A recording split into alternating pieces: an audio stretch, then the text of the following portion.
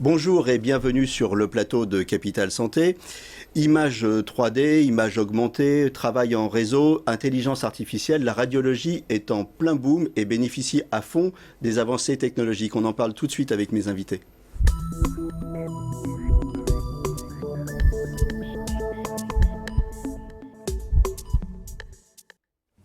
Avec moi donc sur le plateau de Capital Santé, le docteur Dominique Nguyen qui est radiologue et qui est secrétaire de la FNMR, et puis Éric Duclos, vous travaillez chez TerraRecon, une société spécialisée dans le traitement de l'image.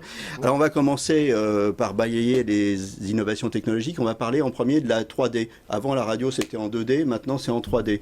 Alors où on en est? Alors aujourd'hui, on est très clairement complètement dans cette dynamique. Le médecin radiologue a absolument besoin de post-processing et d'outils d'aide à la décision en post-processing 3D, de façon à pouvoir aller plus vite, mieux diagnostiquer et ménager son temps dans des pratiques autrefois manuelles sur l'accueil de son patient. Et 3D, donc on est bien d'accord, on a une image, on peut la faire tourner, on peut la faire bouger dans tous les sens, c'est ça la 3D. On peut simuler en fait des interventions en préopératoire, on peut travailler sur les volumes d'images, on est vraiment sur des outils d'aide à la décision.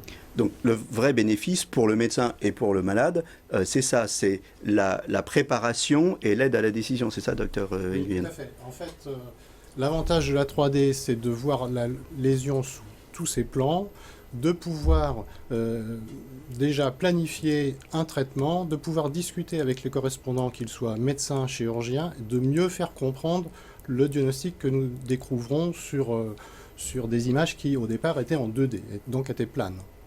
Donc c'est quand même un apport à la fois pédagogique et aussi à la fois thérapeutique très important. C'est des milliers d'images en fait qu'on prend. Ce sont des milliers d'images, des volumes informatiques extrêmement importants à traiter, d'où la nécessité d'avoir des solutions, des systèmes d'information en mesure de pouvoir gérer ce type de workflow. Et c'est en tout cas pour les médecins radiologues de plus en plus d'informations à traiter, à appréhender, à diagnostiquer. Et tous les outils qui vont les aider en ce sens sont forcément les bienvenus. Et TerraRecon, dans ce cadre-là... Alors, avant, quand on allait chez radiologue, on disait, bon, je vais prendre une radio. Une radio, c'était une image. Donc aujourd'hui, c'est plus une image, c'est combien d'images en fait? Alors, pour un scanner, ça peut être jusqu'à 2000 coupes, 2000 images. Or, je vais chez le radiologue, scanner, poum, 2000 images. 2000 images. Donc, et bien évidemment, on ne peut pas voir 2000 images. Donc, il nous faut ce que nous, on appelle dans notre jargon des viewers, des plateformes de visualisation qui permettent de nous aider pour aller vraiment à l'essentiel et pour pouvoir faire le tri parmi ces milliers d'informations. Et donc, c'est l'intérêt de sociétés comme TerraRecon de pouvoir mettre à la disposition des radiologues des outils informatiques très performants qui permettent de nous aider dans le diagnostic, de faire le tri de ce qui est important, de ce qui n'est pas important, et surtout de pouvoir offrir au correspondant ensuite un dossier qu'il va pouvoir consulter et qui va être extrêmement didactique pour lui. Donc aujourd'hui, premier point, pour conclure sur la 3D, la captation de l'image, bien sûr, était très importante. Elle a pendant longtemps été un enjeu de la radiologie. Aujourd'hui, l'enjeu, c'est qu'est-ce qu'on fait de toutes ces images, comment on les traite, comment on avance, on recule, on bouge dans l'image, c'est ça? Absolument. Et comment on les communique et on les diffuse auprès des correspondants, de on va façon à améliorer la circulation d'informations. On va y revenir. C'est bien ça, aujourd'hui, l'avancée. Voilà. Alors, on va aller plus loin. Aujourd'hui, on a l'image 3D. Demain, on aura l'image augmentée avec des casques. C'est ça, le chirurgien il va avoir un casque, il va avoir son image virtuelle que vous aurez pris, que vous allez plaquer au micron près sur le corps, et il va voir ses outils, et il va pouvoir préparer le cheminement avec son image, c'est ça? C'est complètement le sens de l'histoire. L'idée vraiment étant de pouvoir créer des process de chirurgie interactive avec comme objectif un bénéfice patient, de façon, lors de l'intervention, à ne pas tout casser, à ne pas être trop incisif, trop invasif. Et grâce, avec ce type d'outils, on va éviter, on pourra améliorer les... Ça, c'est à l'horizon quoi? 2020, 2025? C'est là. C'est dans 6 mois, 1 an.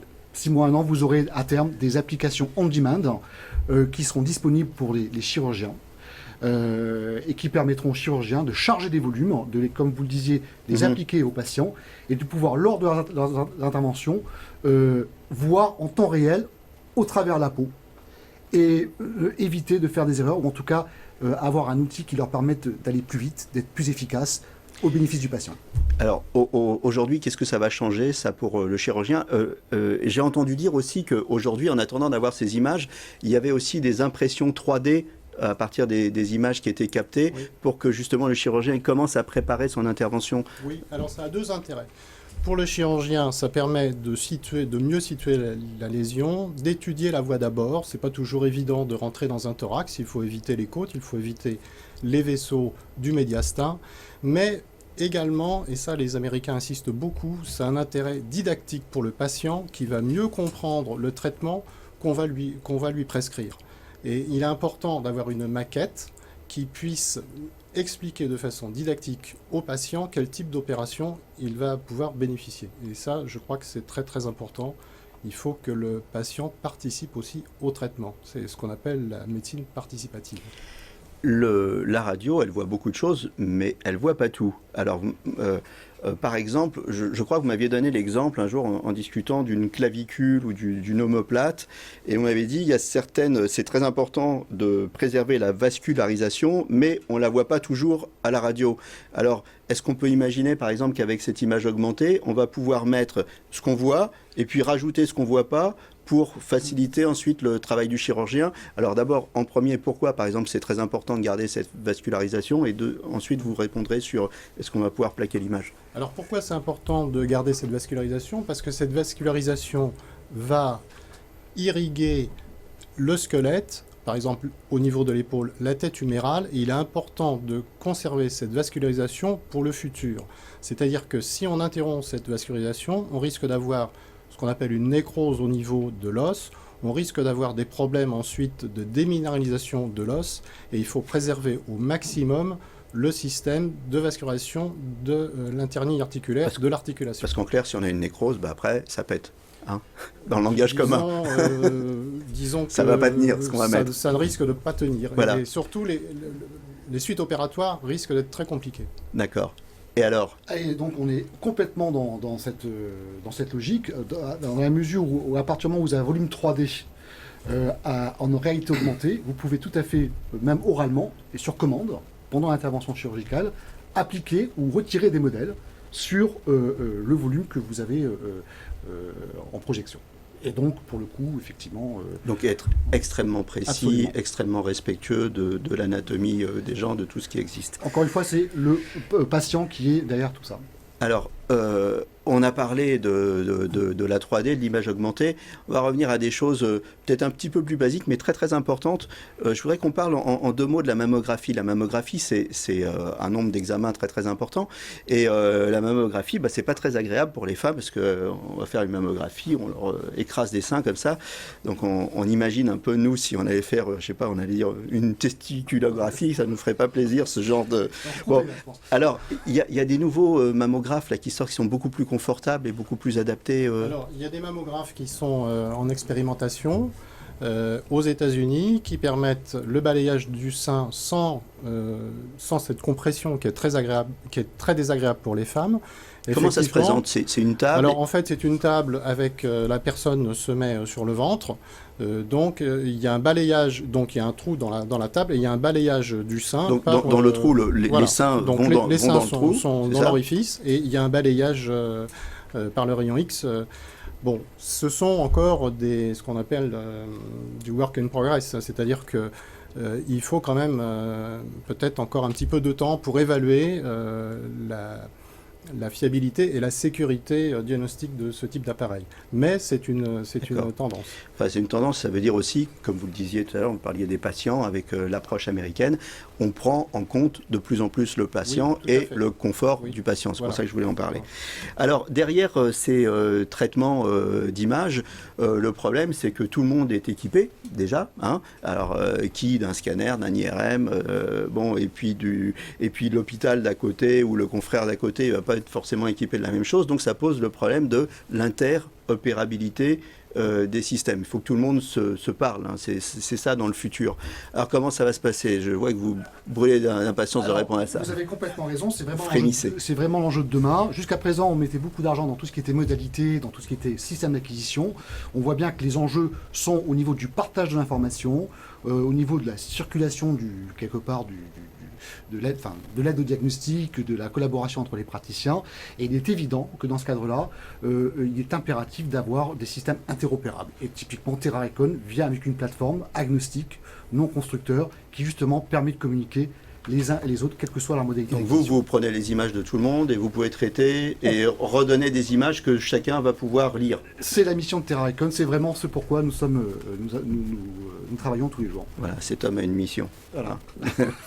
Alors, qu'est-ce que ça va changer, l'interopérabilité, en termes d'organisation? En termes d'organisation, bon, l'enjeu est le suivant. Il y a de moins en moins de médecins. Les appareils sont de plus en plus onéreux, donc il faut essayer de regrouper les moyens. Pour regrouper les moyens, automatiquement, il faut faire des centres qui ont une certaine importance. Et donc, pour ce faire, il faut que ces centres puissent échanger entre eux, en particulier au niveau du dossier médical informatisé, qui va se mettre en route fatalement, et qui permettra de pouvoir échanger entre établissements le dossier du patient. Alors effectivement, là, comme disait M. Duclos, se posent des problèmes de normes.